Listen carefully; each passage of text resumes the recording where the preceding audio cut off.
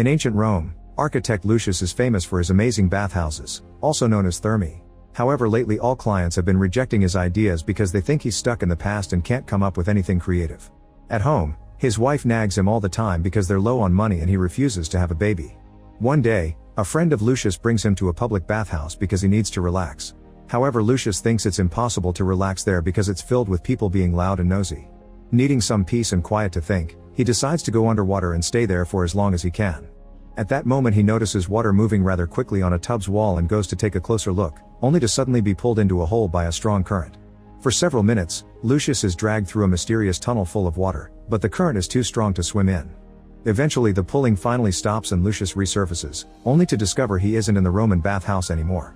Lucius doesn't understand it, but he's arrived in modern Japan, and now a bunch of old men in a public bathhouse are staring at the strange foreigner that suddenly popped out of the water.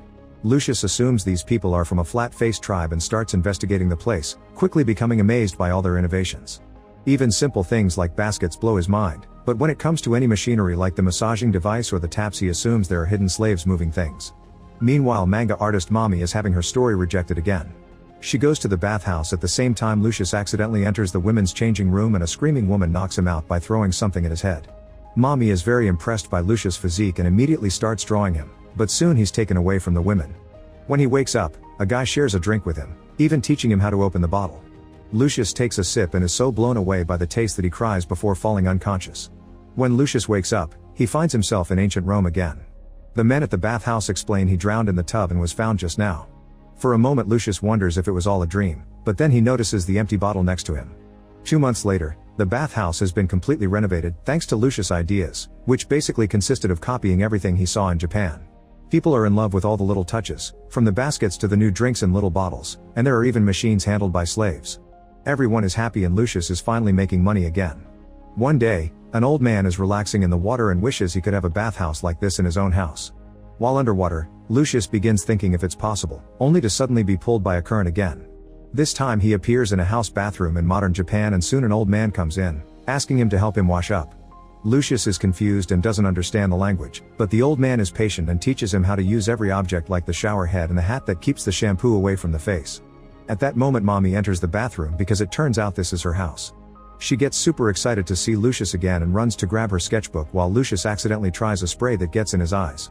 By the time Mommy comes back Lucius is already gone. As soon as he returns to Rome, Lucius copies the ideas from Japan again and builds the first private bathtub. His innovation becomes a sensation once again and he makes tons of money, however at home things aren't better. His wife is still not happy because she wants a baby, but Lucius spends all his time at work. An argument ensues and ends up with the wife leaving. Sometime later, a messenger comes to see Lucius. He was sent by the emperor, who has heard about Lucius' inventions and now wants to meet him at the bathhouse. On his way out, Lucius bumps into the emperor's nephew Caonius, who is very arrogant and throws very rude comments at him. Lucius is nervous because rumors say the emperor is very cruel and has killed politicians who opposed him, but when he finally meets him, Emperor Hadrianus treats him well. Hadrianus says he loves art and thinks that what Lucius has done with the bathhouse definitely counts as art, which he proves by letting the moonlight glow into the bathhouse. In fact, he's so impressed that he wants Lucius to make him his own personal bathhouse, but it must be full of innovative ideas that haven't been done yet. Lucius gladly accepts the challenge and that night he wanders around town, trying to get some inspiration to get the creative juices going to no avail. He's starting to feel bad about the fact all the ideas he's used lately were stolen when suddenly he falls into a ditch and disappears. Meanwhile, Mommy has taken a job at a supply store because her manga career is going nowhere, but it's so boring that it's hard to stay awake.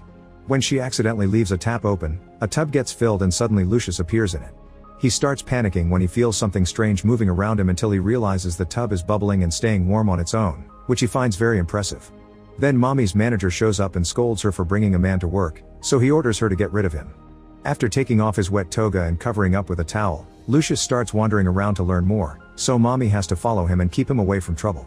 Thinking she's working for him as a servant, Lucius gifts her a coin. Soon Lucius is learning all about modern furniture and grooming products, including how calming scented candles can be. Suddenly he needs to relieve himself and runs around until he finds the bathroom, being shocked by the toilet opening on its own and thinking it's slaves again. He stares at the toilet paper while he does his thing and assumes the text is the secrets of the flat-faced tribe. The toilet has a bunch of buttons on it and Lucius tries one, activating the bidet. The sensation of being cleaned down there so gently makes him feel as if he was in heaven, causing him to cry and disappear.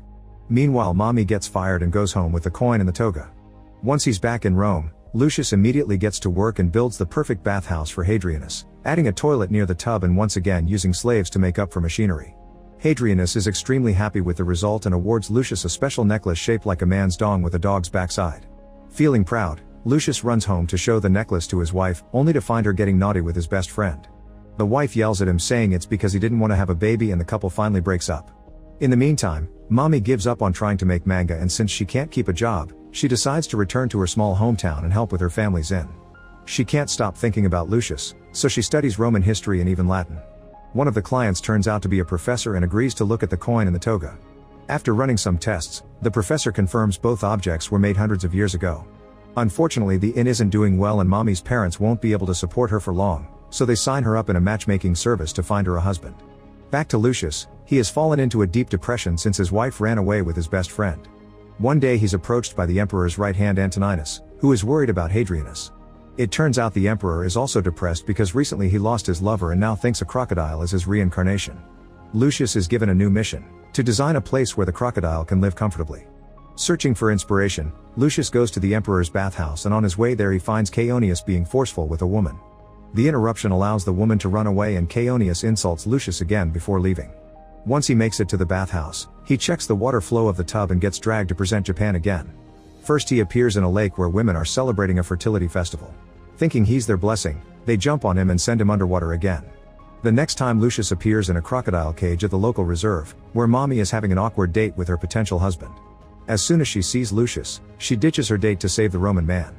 After an employee takes Lucius out of the cage, Lucius picks Mommy up and takes her with him to learn more about the reserve's care of crocodiles and indoor plants. When he tastes a banana, he likes the flavor so much that he decides to save it and take it back home to grow more. Afterward, Mommy gets Lucius a yukata and takes him around town to enjoy snacks and games. Lucius shows off his archery skills, and while he's distracted, a monkey steals his banana. A furious Lucius chases after the animal until he finds the hot springs, finding the idea of an outdoor bath incredibly relaxing. As he cries at the perfect moment, he sees the banana floating in the water and rushes to grab it, only to be dragged back to Rome again.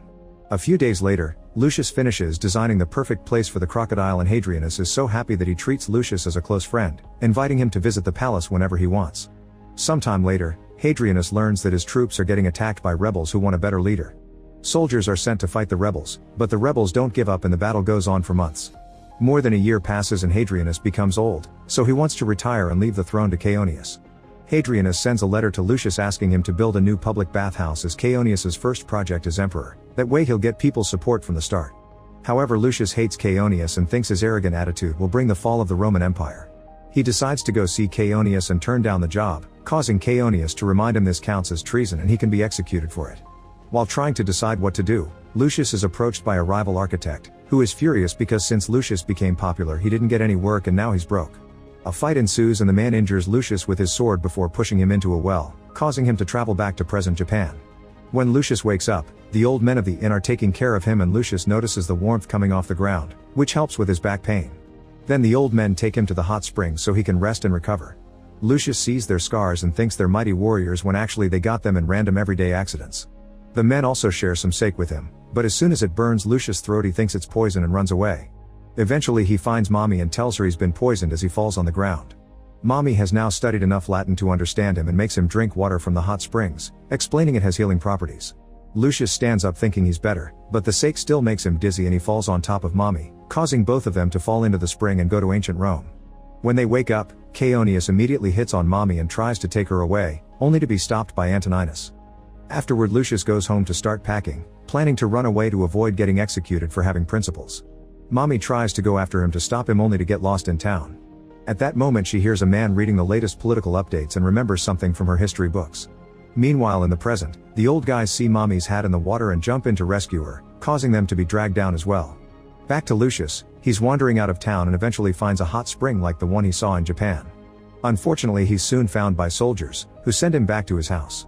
Mommy receives him with a hug and tells him that Antoninus will be sent to the provinces to deal with the rebels.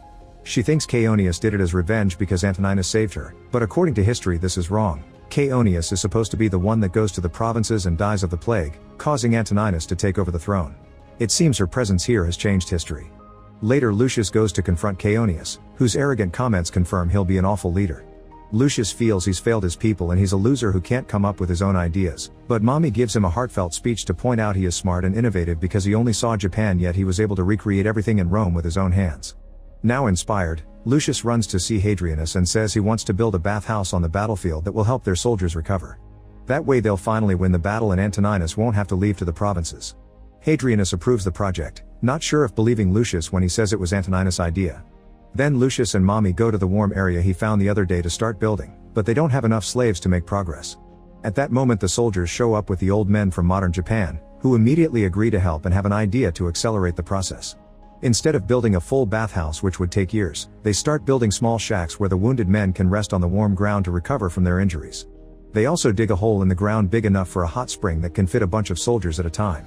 As days pass, they build more and more shacks and help more soldiers, which is truly helping them keep up in battle. Mommy also starts drawing signs, saying Lucius has inspired her to chase her dream again. After lots of hard work, the Romans finally win the battle and have a big celebration in the hot spring. That evening, Mommy and Lucius have a sweet moment together. Lucius smiles at her for the first time, which makes Mommy cry. Her body starts fading and Lucius realizes he had been crying every time he was sent back to Rome. Mommy says a final goodbye and is sent back to Japan together with the old men. A few days later, Hadrianus makes a public ceremony to congratulate Antoninus for his great idea and announces he'll send Caeonius to the provinces instead. He also says Lucius deserves to be recognized and congratulates him in front of everyone, making Lucius cry. In the present, Mommy is happy to finally get her manga accepted by an editor, who is impressed by her story based on Lucius. On her way home, she's shocked to see Lucius come out of a fountain. Make sure to subscribe and turn on notifications so you can watch more videos like this. Thanks for watching.